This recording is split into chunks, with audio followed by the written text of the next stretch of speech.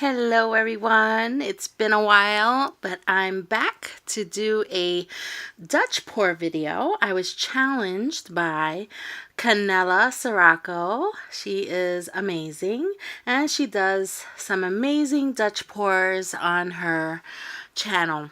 And this is not the first time I have attempted the Dutch pour. I have failed every time. I always have an issue with consistency, and I thought I was having trouble with my blow dryer as well.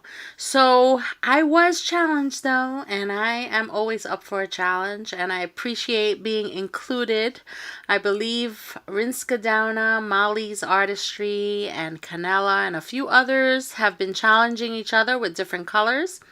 And I was challenged by Canella to use yellow, green, and phthalo blue. So that's what I'm going to do for this Dutch pour. I'm also using the Saks True Flow white, and I've mixed that with Floetrol and water. I've also mixed all of my paints with Floetrol and water only. I'm trying to replicate what Canella does as much as possible, and so I have used Floetrol and water, which I normally don't use alone, just because I really want to get the technique down. I have also used a torch, which I normally don't use as well. You'll see that coming up. And even though I really tried to work on the consistency of the paint for this one, it turns out that the paint was a little too thick.